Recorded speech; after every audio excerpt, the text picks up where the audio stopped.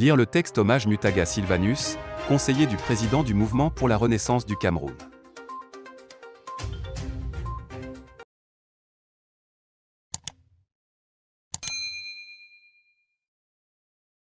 Message Maurice Kamto 20 mai.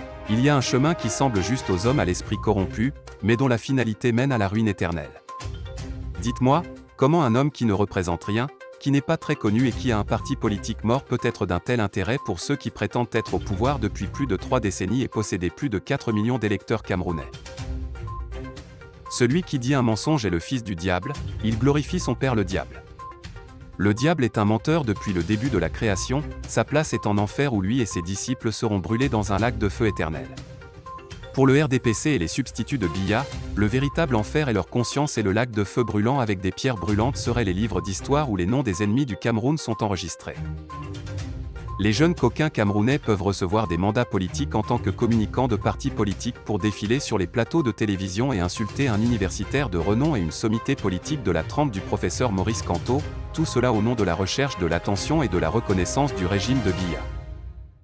Depuis 2018, certains Camerounais habités par l'hypergocentrisme et fidèles à un camp pour lequel la honte n'existe pas dans leur dictionnaire, ont obtenu de la promotion grâce à d'horribles insultes, calomnies et chantages à l'encontre d'un homme qu'ils considèrent comme l'ennemi de la nation, alors qu'en réalité, Maurice Kamto est l'ennemi du régime de Biya qui est déterminé à maintenir tous les Camerounais dans l'obscurité perpétuelle de l'injustice, de la manipulation, de la haine et du détournement.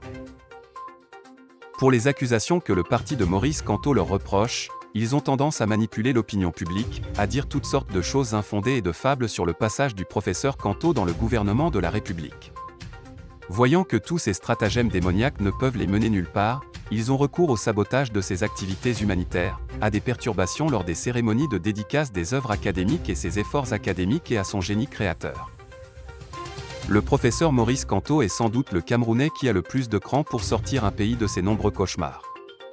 Cauchemar créé par le régime de Biya.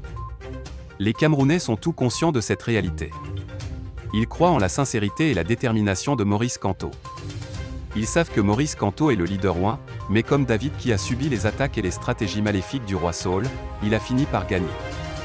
Maurice Kamto ne doit pas être une exception au régime de Biya qui fonctionne comme le chevalier Saul que la gloire de Dieu a quitté depuis longtemps et qu'il laisse dans l'ombre.